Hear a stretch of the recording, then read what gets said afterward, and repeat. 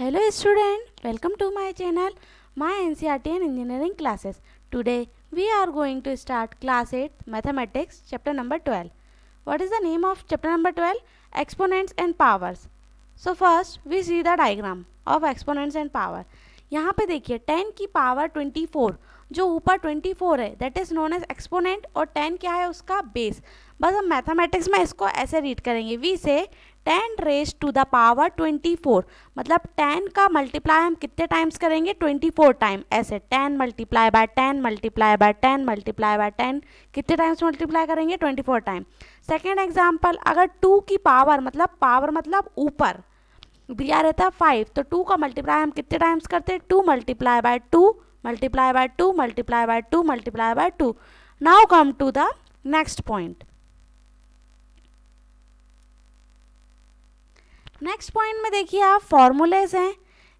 These formulas are based on the law of exponents. First formula है आपका a की power n into a की power n equals to a m plus n. अब यहाँ पे देखिए आप अपन फर्स्ट कंडीशन को फॉलो कर रहे हैं. ये वाली जो कंडीशन है ना उसका मैं एक एग्जांपल देती. क्या है ए की पावर एन इंटू ए की power n equals to a m plus n. मतलब यहाँ पे जो ए है वो ए की नंबर होगा. तो हम समझेंगे फर्स्ट वाला एग्जाम्पल से हम समझेंगे कि क्या कैसे फॉलो होगा. 7 की पावर 2 दिया हुआ है सपोज ये एग्जाम्पल है प्लस फॉर्मूले में क्या है मल्टीप्लाई है तो हम क्या करेंगे सिर्फ मल्टीप्लाई का साइन लगाएंगे. यहाँ पे मल्टीप्लाई का साइन होगा ये हमारा मल्टीप्लाई का साइन हो गया. फिर ए मतलब ये क्या होगा ये भी है ये भी है ये भी है तीनों ए की कंडीशन क्या होगी सेम होगी. 7 की पावर यहाँ पे 3 दिया हुआ है ठीक है. अब इक्वल टू कंडीशन के हिसाब से क्या होगा जब ए की पावर एम इंटू ए की पावर एन कंडीशन आएगी. देखिए लग रही है ना ए की पावर ये एम इंटू ए की पावर एन क्या हो जाएगा ए एम प्लस एन.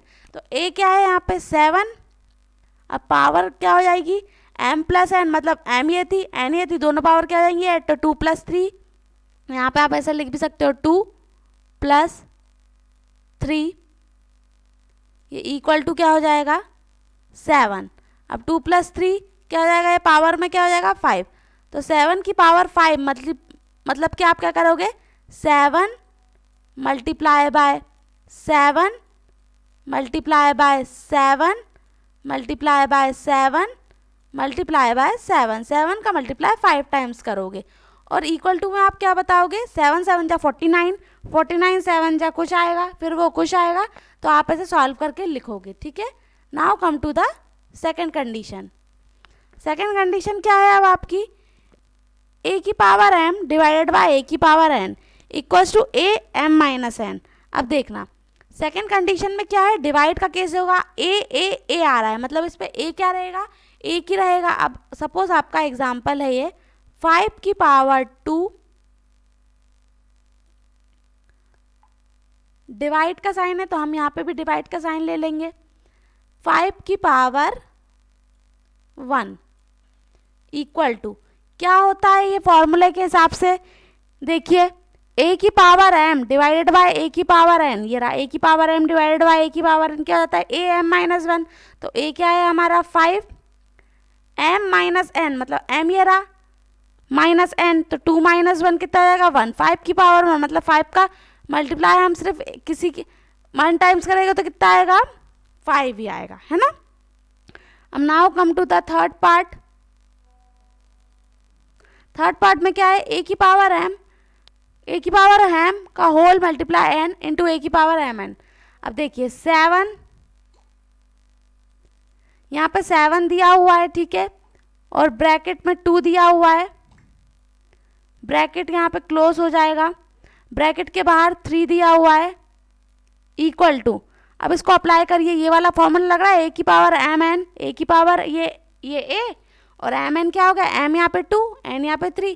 फॉर्मूला कहता है ए की पावर एम इंटू एन हो जाएगा तो ए लिखा 7 एम इंटू एन तो 2 3 जा 6.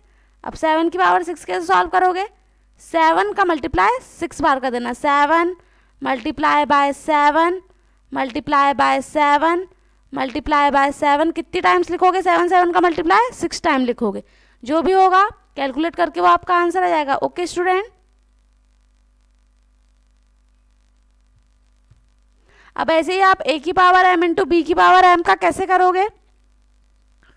अब a और b यहाँ पे अलग अलग होंगे। क्यों? क्योंकि यहाँ पे देखिए ऊपर के केस में a ही आ रहा था, यहाँ पे भी a आ रहा था, c में भी a आ रहा था, लेकिन यहाँ पे a b।